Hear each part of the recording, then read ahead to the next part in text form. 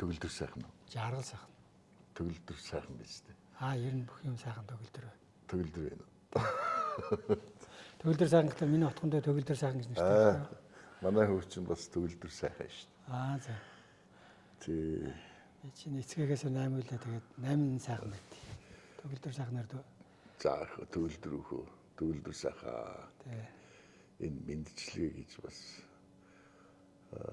би хүмүүстэй тэгж мэдлэх дуртай байт.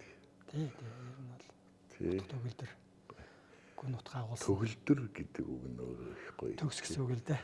Төгс төгөлдөр үг гэсэн утгатай тий. За сонь сайхан юу вэ? Бүтээгээд туурваад зөндөөл автобус одоо ч бүр онгоц монгоц хийж яаж юм. Гэхдээ ерөнхийдөө Монгол улс үндэстэн бол аж үйлдвэрчсэн, шинэ технологиудаар суурилсан хөгжлийн төр түвшинлөө очих ёстой гэдэг тэр итгэл үнэмшил үзэл санаатай хүн л дээ. Тэрийг хэрэгжүүлэх гээл үзээ да. тэг хэлхээсээ илүү бодтойгоор хийгээ харуулчих гэж бүхий л талаар зүтгэсэн. За сүүлийн 5-8 жилд бол ер нь бүх ажлууд л тоормжлогдоод зогслоо л доо. Зогслоо. Тий. Тэгэхээр нэг ажил бизнес сайхан явж гин гэж бас хэлэхэд хэцүү дөөл байна. Тий. Гэтэ яг бас ингээд цахилгаан автобуснууд хийгээд төрлөөрийн туршилтууд хийгээд төрлөөрийн нөгөө малчтын нөгөө чиргүүл хотхнууд хийгээ тийм ээ. За. Захиалгаар дандаа. Аялын чиргүүл захиалгаар хийгээд. Хийгин нөгөө малчтын нөгөө гэр зөөрийн суусууд байдаг шүү дээ. Тэр чинь бол нэлээд олон хэлээ шүү. Ямар гоё. Тий. Тэрийг нь болоод ингээл бүхэл бүтэн нарны панелийн системтэй те. Энэ танахаас чинь манай хүмүүс аваад тавиад идэг шүү дээ те. Өрсөлдөж болсон юм шүү. Нөгөө танаа нөгөө системүүдийг бол авч тавиад идэг байхгүй юу? За манай малчтын мачингамаас авч яана гээл тэнийг аваад цогцоор наваад идэг нөгөө инвентор бүтэн аваад. Мундаг. Танахаас авлаа гэж яриад идэв манай залууч. Тэгд юм тий.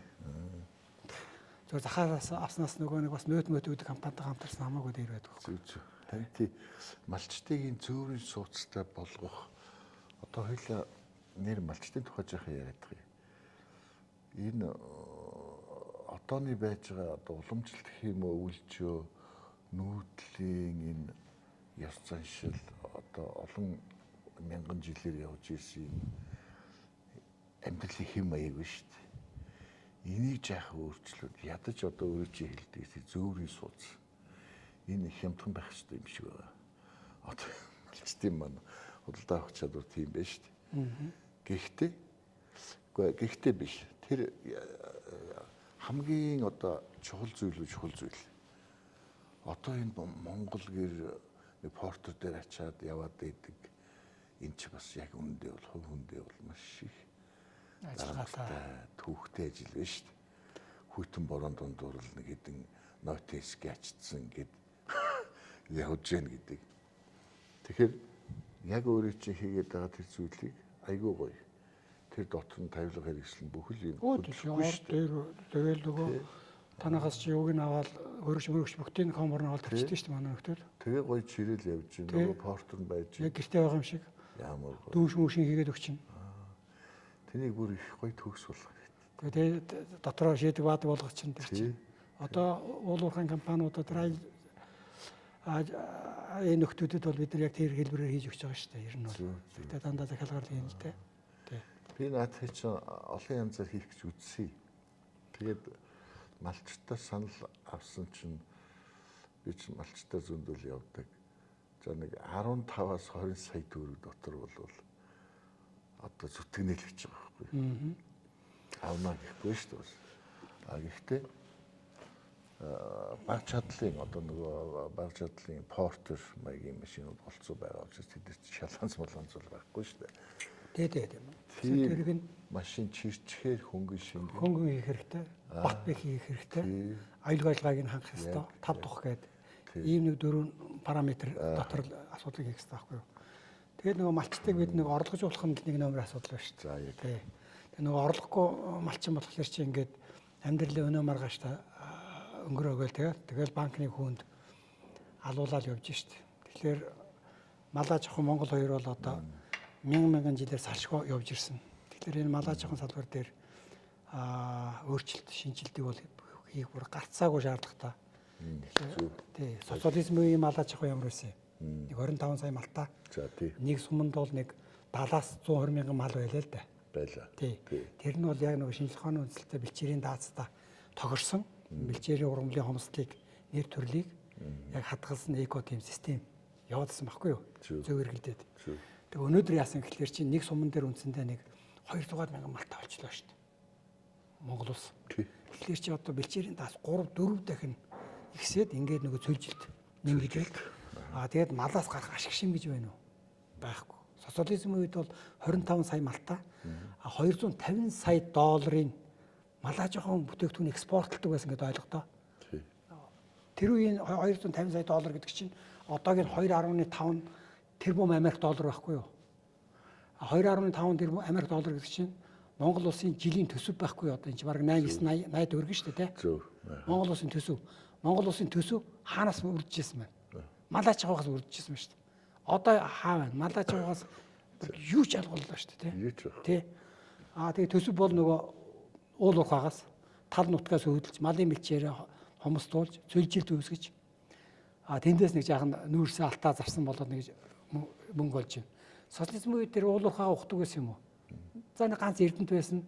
Нэг жаахан жоншил орс руу гаргадаг байсан юм.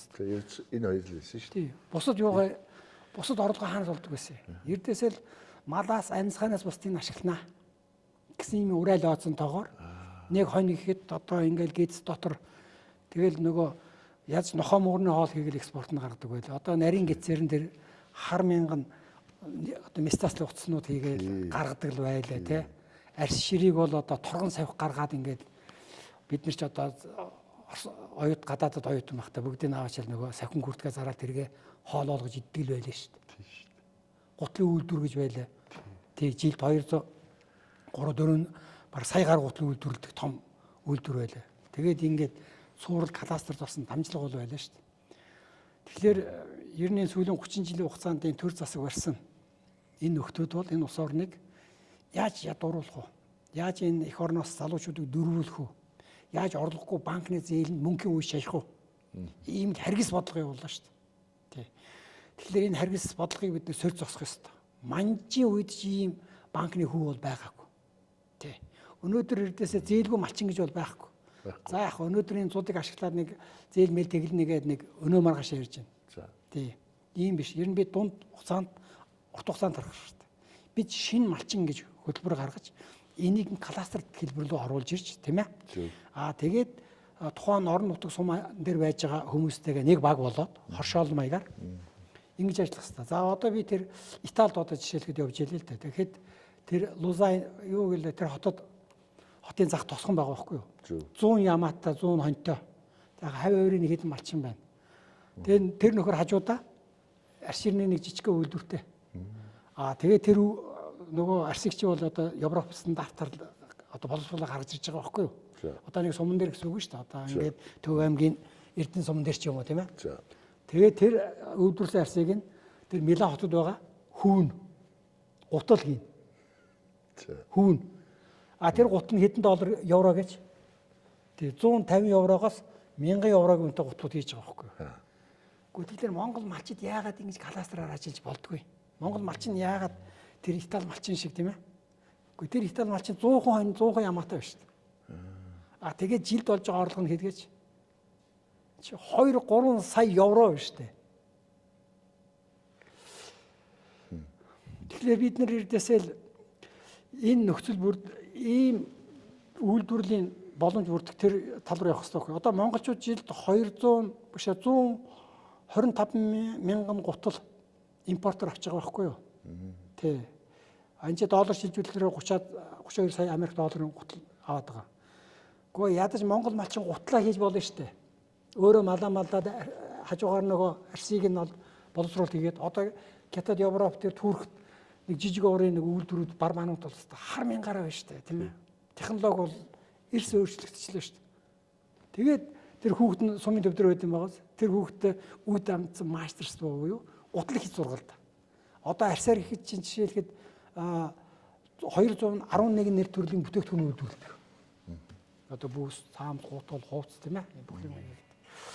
Гэхдээ чинь за энэ 200 нэр төрлийн бүтээгдэхүүнээс ядаж нэг 20 төрлийн бүтээгдэхүүн үйлдвэрлэл сургал да малчид. Энэ маягаараа ингээ яваад иж болохгүй шүү дээ.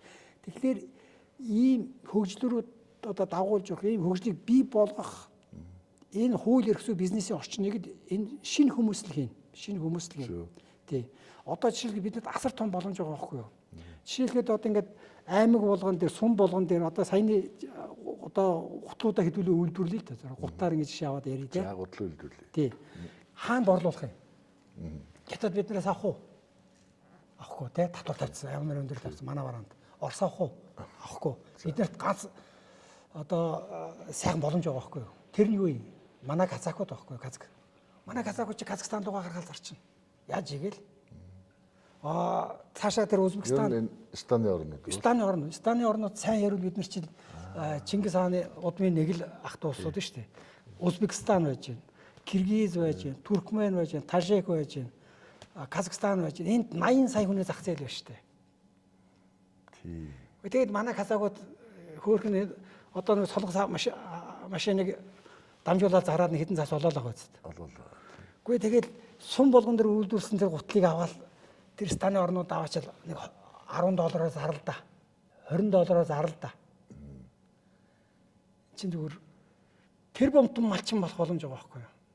Тэгэд их мал маллахтай биш. Тэр малаас ашиг шимийг төгс гаргаж авах нь чухал байгаа байхгүй юу? Тэгээд энэ хөгжлийн бодлого руу энэ шим малчин гэсэн энэ хөгжлийн хөтөлбөрийг л одоо бий болгож энэний дагуу хамгийн гол нь тоглоомын дүрмийг л хийж өргөв. Бид эхний ээлжинд бол тодорхой сумууд дээр туршилтын, хоршоолын загваруудыг гаргаад тэрийг нэг борлуулалтын зах зээлтэй нь уяад Хятадаас орж иж байгаа гутлууд дээр хэдэн хувийн татвар тавих вэ бид нар?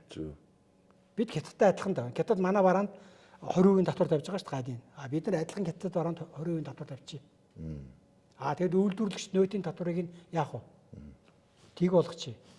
Хятадаас бараа зөөдөг 8-ачтын гутал дээр хэд ивэл тах вэ? 15% татвар тавьчих. Тэгэд Монголд үйлдвэрлэж байгаа гутал хямдхан болох уу? Өртгөөр өрсөлдөж чадсан шүү дээ нэрээ. Ийм маягаар ингээл ажил. За ингээд Оросын цэрэг армийн гутал гээд байж байна. Оросууд одоо нөгөө мал муутай юм чинь тийм ээ. Одоо ингээд толгоогоо шааж эхэлж шүү дээ. Одоо ингээд Монголын бараанд бас нөгөө татвараа жаахан багасхан асуудлууд яриад эхэлж лээ л да. Нөгөө Украинтай голоод. Тэгэхээр бид нар малааж байгаа уугаас жилд нэг 4-5 тэрбум Америк долларын энэ зүр нь хазах юм шүү. Ийм боломж байгаа байхгүй. Гэтэ энэ хөтөлбөрийг бол нэг 10 жилийн дотор хэрэгжиж одоо тэр үр дүнд хүрнэ. Одоо Солонгосын ПАК генерал Солонгос орныг хөгжүүлэхийн тулд 5 жилийн төлөвлөгөөтэй ажилласан шүү дээ. 10 жилийн дараа ус онгоц хийж сурна. 20 жилийн дотор пуужин хийж сурна, танкуудаа хийж сурна. 30 жилийн дараа электрон хөгжүүлнэ гэж саадуулчихэд бид нар яг л ийм амбицтай хөгжлийн бодлого хэрэгжүүлэх хэрэгтэй байхгүй юу? Тэгэхээр чи нөгөө технократ буюу одоо нөгөө хөгжлийг авч ирэх тэр удирдагч нар бол байхгүй шүү дээ. Өнөөдрийн нэг хоногийн хоол нэг хэд гурван цаас мөнгө одоо руугаа хаашаа хийх гэдэг юм. Гэхдээ тэр чинь тэгээд хөтө авч өгөхгүй шүү дээ. Энэ үндэстэндээ тос болоо тийм ээ. Энэ улс орноо бас нэг хөгжил дэвшилд хүрэх хэрэгтэй байхгүй юу? Тийм ихтгэл үнэмшлэр ажиллах хэрэгтэй. Малчтыг хөгжүүлэхэд шинэ малчин одоо Монголд бий болоход шинэ малчин шүү дээ. Шинэ үеийн малчин, шинэ малчин бий болоход гарцаагүй төрийн бодлого хэрэгтэй. Төрөөс одоо яг өөрийн чинь хэлдгээр 10 жилийн хугацаатай бүр одоо ингэж явна гэдэг ингээд санхүү хэрэгтэй, бодлого хэрэгтэй. Тийм биз? Тэгэхээр бусдаар одоо малчин одооны малчин айлыг шууд одоо та нар гутал үйлдвэрлэх мөнгө байхгүй шүү дээ. Тэр ойлгомжтой шүү дээ. Ойлгомжтой. Тэгэхээр одоо төрөөс үнэхээр одоо бүр наач нүсэр том ажил байхгүй юу? Гэхдээ тэр үгүй. Гэхдээ ард түмний өөрсдийн хүчийг нь ашиглах хэрэгтэй байхгүй. Бид нар төр хийгээд хэрэггүй. Тэд нар зүгээр боломж хийж чад гутал хийхгүй гэвэл яах вэ? Гутал хийхгүй зүгээр малаал үсгэе. Үгүй мөнгө хэрэгтэй шүү дээ. Тэр хүн мөнгө хэрэгтэй шүү дээ. Үгүй хамаалал тэгвэл махаа бас төгс боловсруул. Тийм ээ? Одоо тэр арьс шир, ноос, ноолуур, толгоо шир, дотор гиз бүгдийг нь хий. Би заавал гутал дээр яриаггүй шүү дээ. Одоо жишээлхэд муурны нохооны хоол хий. Солонгос, Японд руу гарах. Энэ тэрбум доллар олоод ирнэ Монголд. тийм ээ. Толгой ширээ чань. Одоо бэлгэд нэг толгой, чансан толгой хэдэн доллар үнэтэй вэ? 100 евро шүү дээ, 100 евро. Нэг толгой. Тийм үү? Тий. Чансан толгой. Гэхдээ бид нар толгой ширээ хайж байгаа биз дээ. Гэхдээ тэр ширээр стүүжин хийлдэ. Энэ хятадууд авч өгөл дээ. Наа чинь эко орг гэд. Ингээд тэгээд эн чинь 1000 түмэн боломж бол байна. Тэгэхээр бид нэр өнөөдөр яриад маргааш хэрэгжинэ гэж бол байхгүй. Бид эхлээд загвар гарах хэрэгтэй байхгүй. Нэг аймаг дээр нэг хоршоол бол бий болгоо тийм ээ. Тэр хоршоолоо вакуумжуулаад хамгийн гол нь тэрний борлуулалтын дэмжих хэрэгтэй. Борлуул тэгээд нөгөө мөнгөний амтанд ороод ирэхлээрээ тийм ээ. Шунал нь хөдлөөд ирэхлээрээ хүмүүс улаараад айрдаг үстэй. Бид нэр 90-ад оны үед Китаас Орос руу бараа зөөгөөд бас л нэг $5 $10 болгоод $10 $100 болох гэж улаараа зүтгэсэн шүү дээ. Тэгэхээр тэр хөгжлийн шунлыг нь өдөөж өгөх хэрэгтэй байхгүй юу. Тэгэхээр аймаг дээр яг тийм стандарт үйлдвэрүүд хийгээ тэгээд дараа нь тэр аймагаас салбарлаа сумууд руу тавиа тийм ээ. Тэгээд тэр борлуулалтыг нь хаашаа олох вэ? Орос руу холбоо. Хятадтай худалдааныхаа асуудлаа яар борлуулалт хамгаалах. Зүгээр Станы орнууд бол бид нарт бэлэн байл байж. За энэ уламжлалт мал аж ахуй гэдэг юм. За ийм зүйл рүү орохын зэрэг уламжлалт мал аж ахуй хэвээрээ байх юм уу? Одоо арай өөр хэлбэр рүү орох юм уу? Одооны нэг ийм зүйл яваад байна шүү дээ.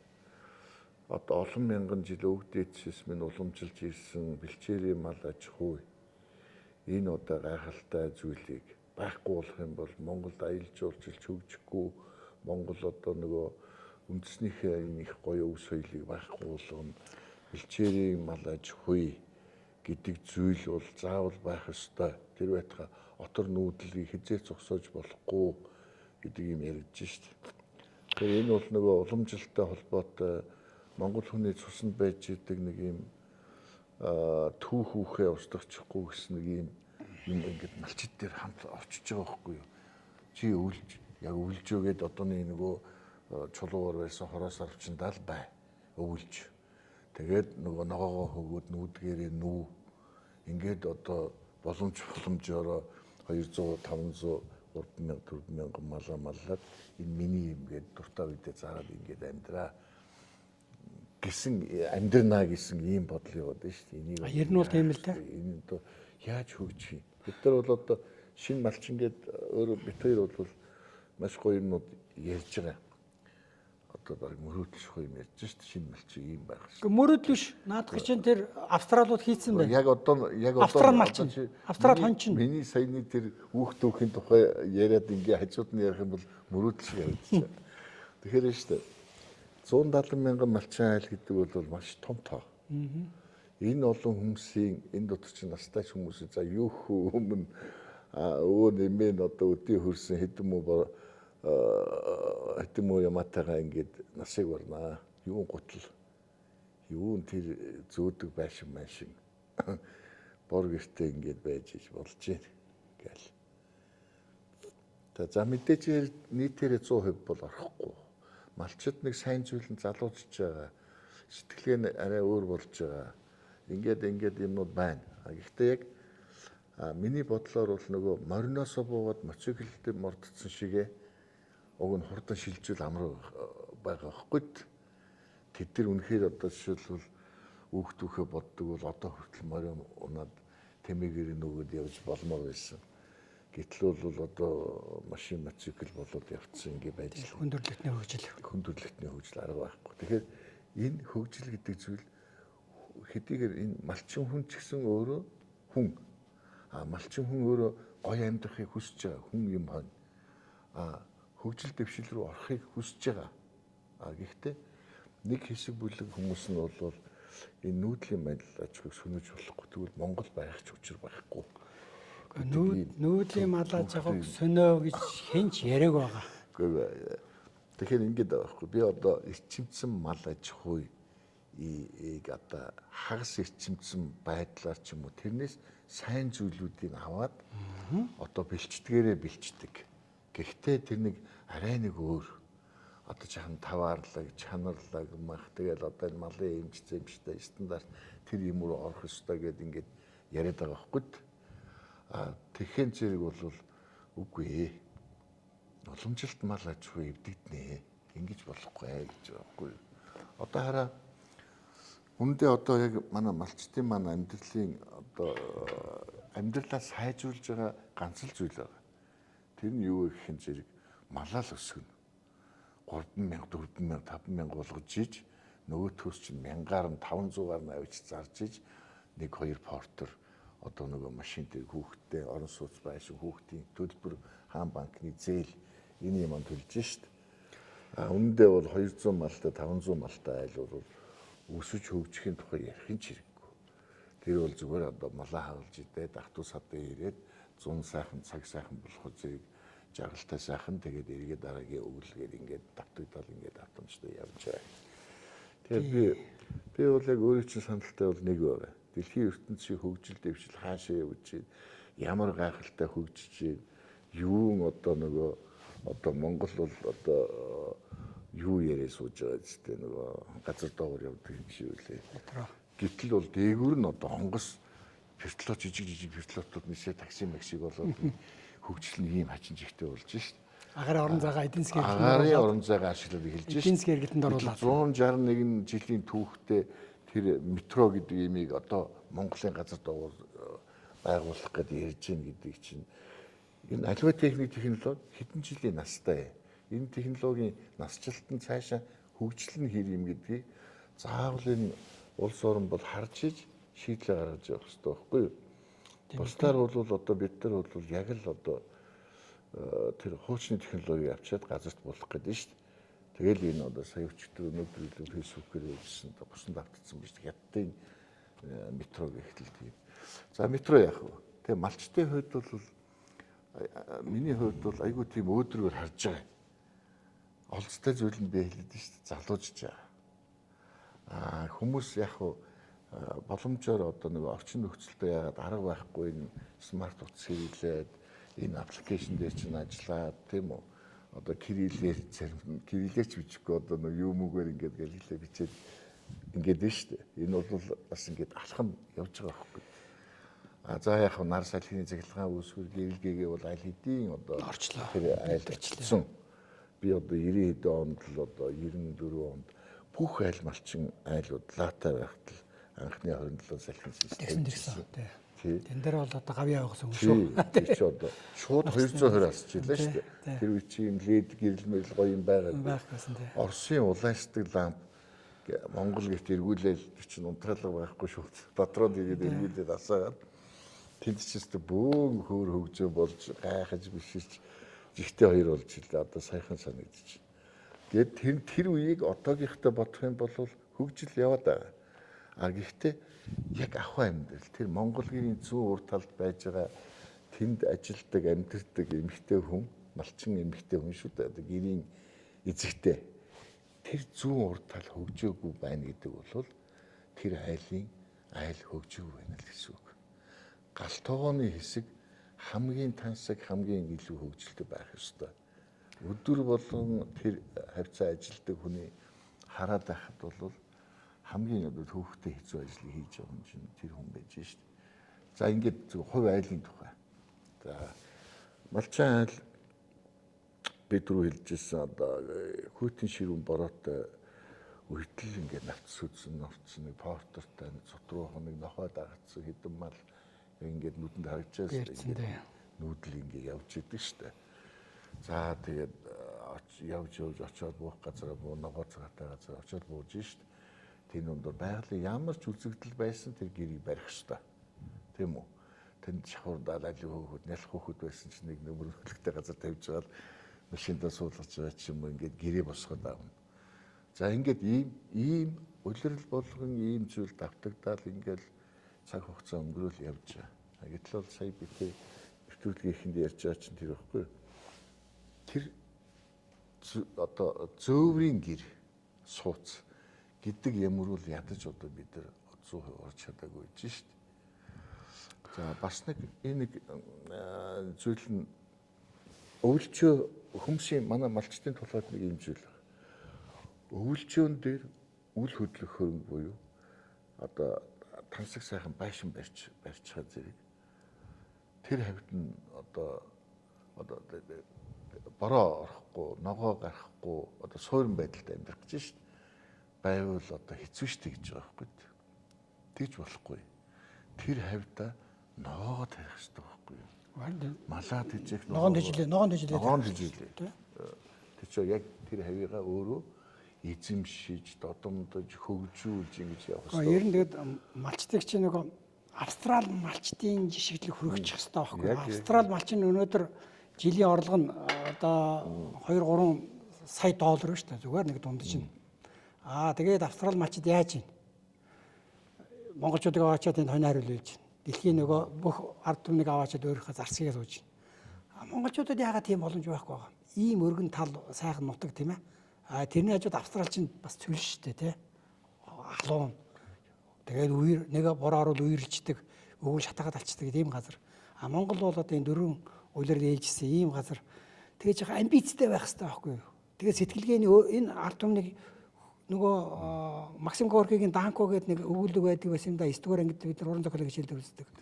Хөгжлөрөө дагуулж явах хэрэгтэй байхгүй гэрэл гаргаж. Энийг нь бол төр ингээд дагуулж яваад амьдралын шин хэв маяг руу бид нар ингэж оруулах хэрэгтэй байхгүй юу? Түүнээс биш ингээд мянган жил явсан өнөөгийн нэг ийм ятсан ийм амьдралаас бол байж болохгүй шүү дээ. Тэр түүх бидэнд одоо түүхээр л үүдэн шүү дээ. Бид түүхээр шаардах шаардлагатай. Тэр малчин хүнд хэрэгтэй юу? Би түүхийг буруутгах гэдэг юм биш. Одоо би ч гэсэн одоо за жишээлбэл байшинд ороод ингээд суурин амьдралтай болоод магадгүй одоо зарим нэг чимцэн малаж чуутай болоод техникжэд ирвэл 100 цагт би нэг малчин айлд очиод ч юм уу хизээч нэг малчин айлд очиод нэг дунд хослон хүртэл хаягаа суудсан сайхан харуул эзгий ингээд нэг жаргалтай гоё цагаат энэ үнэр ханхалсан нэг тий тэр юм байхгүй болчиход яана нөгөө өрөөл мах үйлгдсэн. Тий, яана гэж бас бодож байгаа байхгүй. Үгүй тэр бол одоо тансаг байгаль нь шүү дээ. Тэр тансаг амьдрал. Тий, гоё. Үнэхээр гоё. Чи натурал экстрем аялал жуулчлалын одоо маш том боломж байхгүй юу? Гэтэ би заавал тэр юугаа нүүдлийн соёл иргэншил гэдэг юм уу? Малааж байгаа хай гэж хэлээгүй шүү дээ. Эрчимсэн малааж байгаадаа хослуулаад яв. Одоо тэр Булган аймаг одоо нэг сэтгүүл залуу малчин болсон тийм ээ. Тэр бол бас ингээд ард түмнийг ингээд малчтыг зөв тал руу ингээд татж байгаа байхгүй юу? Малааж явах нь ашиг шимийг нэмэгдүүлэх хэрэгтэй. Цөөхөн малтаа өндөр ашиг шимтэй. Яг социализм үед ямар байсан. Тэр хэлбэр рүү явъя гэж уриалж байгаа байхгүй юу? Тэгээ одоо ингээд олон малтаа болохоор хардаа одоо Сэлэнгэ аймгийн Хушаа сумд миний одоо дүү бол байгаа. Бас нэлээд мартаа аймгийн аврах. Тэр хөндөй бол байж байгаа. Одоо ингээд даахт гээд. Тэнд чинь хууч 90-ад оны ихэр чинь тэнд бол одоо 36 нэр төрлийн ургамал ургадаг байсан. Тэр хөндөйд. Одоо ингээд мал ихтгэхтэр яаж юм тэнд? 7-8 нэр төрөл болж байгаа байхгүй. Ургамлын нэр төрөл ингээд багасаад тэр нэг янз бүрийн нэг эмийн ургамлуудаас тэд ингээд багасчихж байгаа байхгүй. Тийм учраас одоо энэ бэлчээрийн даац гэдэг асуудал чинь цөлжилт рүү түлхээд байна Монголыг. Тэгээ энэ нэргээд нөгөө малаач явах өхлийн цохилт өгөх тийм нөхцөл биелжээд байна. Ийм учраас эрчимдсэн тэр хосолсон нүүдэлтэйгээ 100 оторлолтоо. Одоо би юугийн хийгээд үгүй машины хийгээд үгүй өөрөө тэр нарны панел интернет авчих хойлоо нийлэл хослуулаад ард түмэнд хямдхан. Тэгэхэд бол малчтыг орлогожуулах нэгний өмнө асуудал байхгүй юу? Тэгээ малаас гарч уулах амьсгаанаас бусдыг нь бүгдийг нь доллар болгож хэлэх гээд штэ. Төр юу хийх ёстой вэ гэхээр борлуулалтын зах зээл, гадаад борлуулалтын зах зээлийг нэгж өг. Оростой яар, Гятадтай яар, Станы орнуудтай яар. Манай казахууд бол малаас гарсан бүх бүтээгдэхүүнийг зөөгөө тэр 80 сая зах зээлдээ цаашаа Иран руу дамлаа явчих чадна. Пакистан руу, Афган руу. Бид нэр тэр сувг руу явах хэрэгтэй байхгүй юу? Афганистан, Пакистаны зах зээл рүү, Ираны зах зээл рүү. Тэр чинь нөгөө манай Монголын эзэнт гүрний нутаг шүү дээ. Бид нар чинь нэг цус сэтгэхгүй талаасаа их ойрхон ард түмнүүд байхгүй юу? Тэгэхээр тэр лүү интервенц хийж болно шүү дээ. Хөгжлийн интервенц, эдийн засгийн интервенц, технологийн интервенц, малааж байгаа бүтээгдэхүүний интервенц. Ийм агуу мөрөөдөлтэй байх хэрэгтэй. Агуу мөрөөдөлтэй ард түмэн, агуу амбицтай ард түмэн хөгждөг байхгүй юу? Түүнээс биш өнөөдөр нэг хэдэн малчаад зуудад алдчихад 100 болохоор нэг торгон дээлүнсэд нэг усал зүүж аваад ингээд мөр мал гээд өнгөрөж болохгүй шүү дээ. Хатан дараагаа сайн хийхэд. Одоо Ховд аймгийн Булган сум миний нутаг. Тэнд малчт нь бол 40-50 тонн ус садж авдаг. Дижил ургамал тариад. Одоо өнгөрсөн зууднаар цас орж илээ нэг ч малын хоригдол байхгүй. Хөлж аварч бүх юмнууд. Хитаа харамсалтай тэнд мал нь багтгаа байсан. 100 200-аад мянган малтай болсон тийм ээ.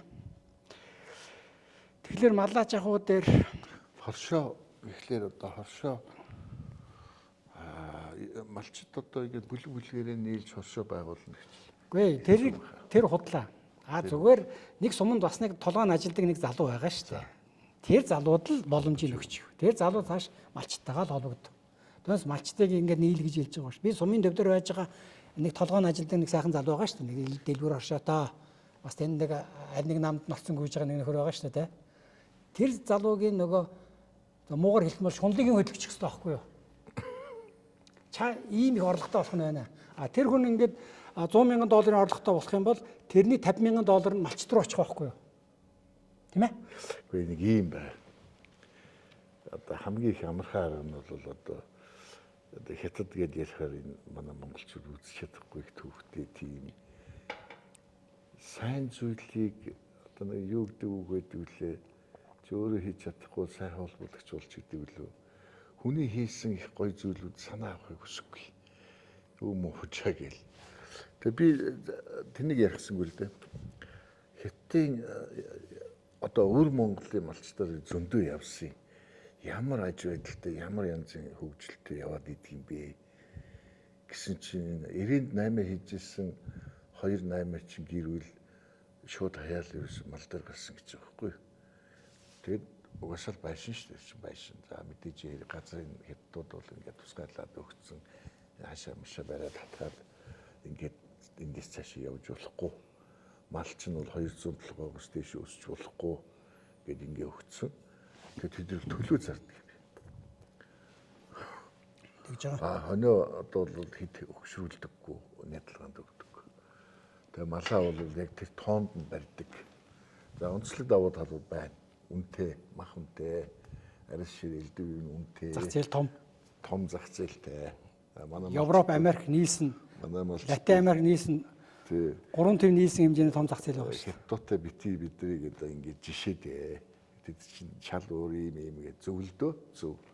Гэхдээ тэдний тэр байшин нь бол юу гэх юм зэрэг энэ байшинг бол та нар өөрсдөө мөнгөөрөө байшин уу гэх юм зэрэг улсаас барьж өгсөн гэж яахгүй зээлэр бүр тэгжээ. Хүүгүй шүү зээлэр. Бараг өвлж аварч байгаа. Тий. Одоо би тэрийг л энэ Монгол малчтад ярих гэдэг нь шүү дээ.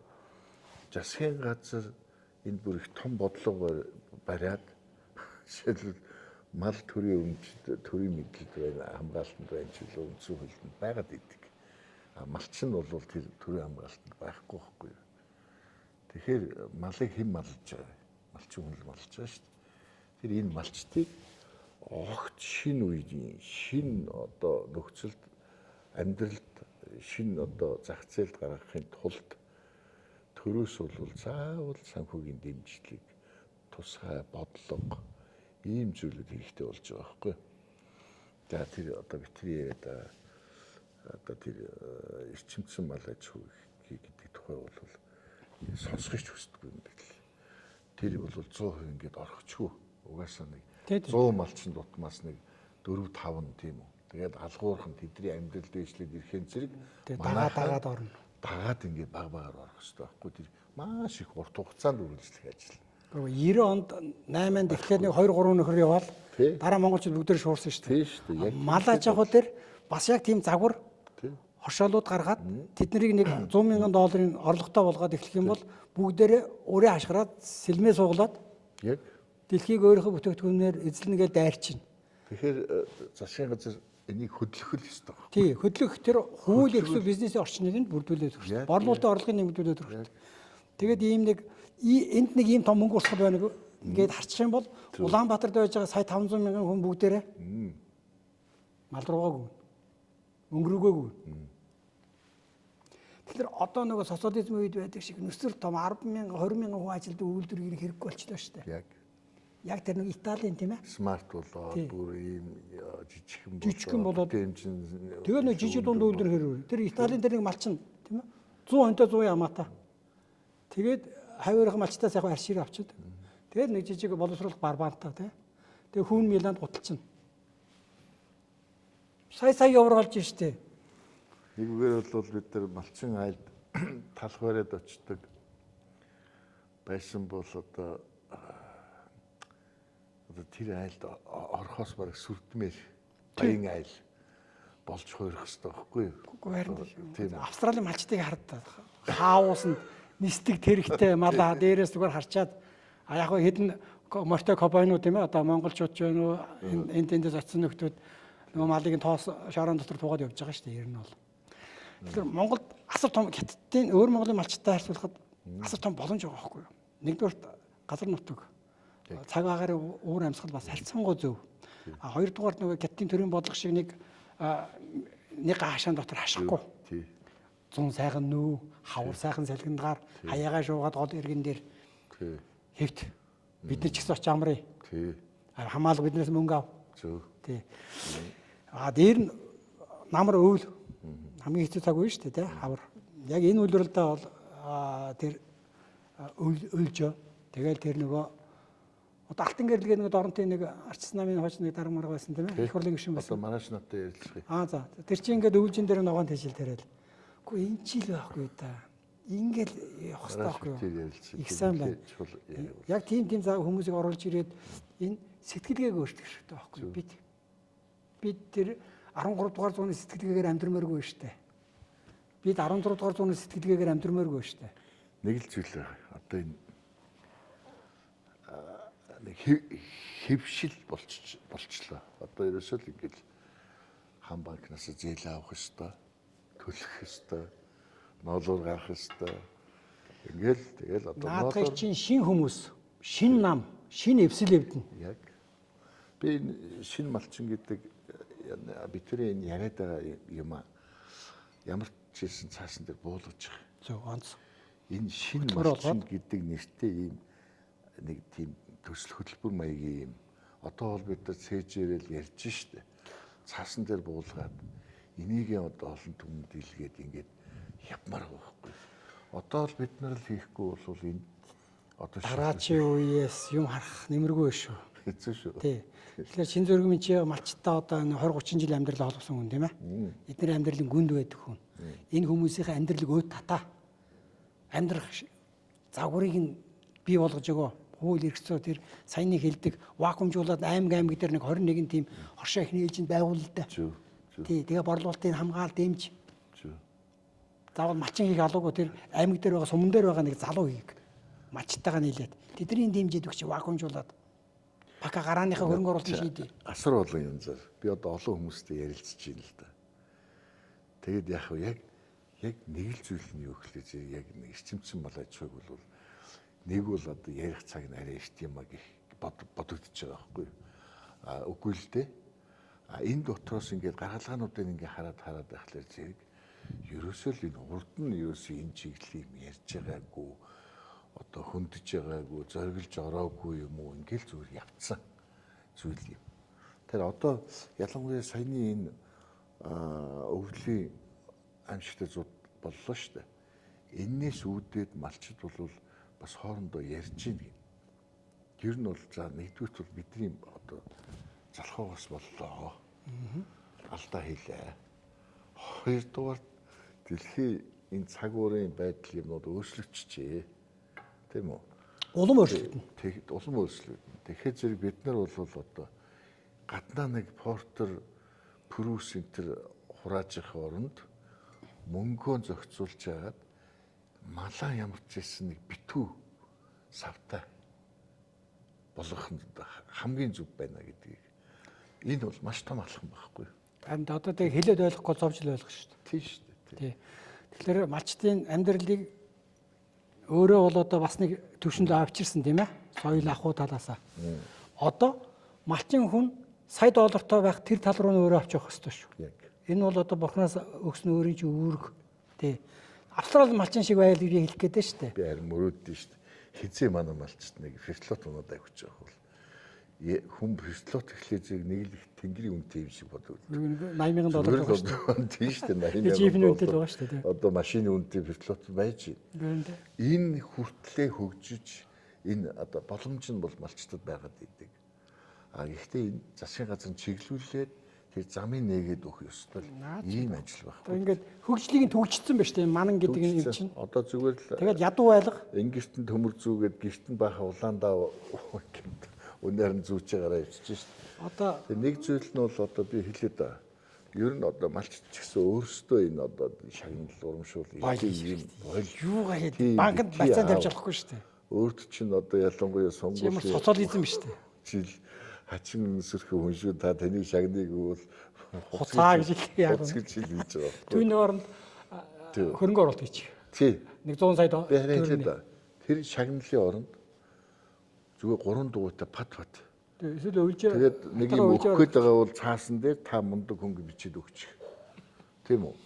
Тэгэхин зэрэг чинь долгио адилхан байна. Тий, гоо яах одоо нэг юм өгөх гээд нь шүү дээ чинь сурсан зангаараа. Тэгвэл тэр нэг пат өгөөд тэр айлд ямар их хэрэг болох вэ? Тэгэлээд өгөх. Хөрзнөө ачаад ингээд ахин одооны пат чинь өөрөө буулгадаг, барьдаг, төрдөг төлөх. Манай компани захлаан пат хийж байгаа шүү дээ. 3 дугуйтай.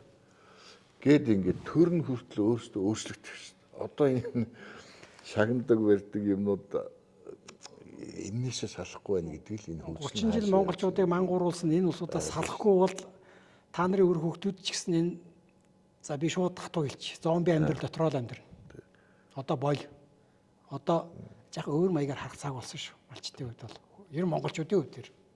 Би ч гэсэн өөр малчин хүн шүү дээ. Малч анхуу дотор өссөн. Ийм л хүн. Гэтэ малынхаа жугаар бид нэр дархан хийдэг байсан.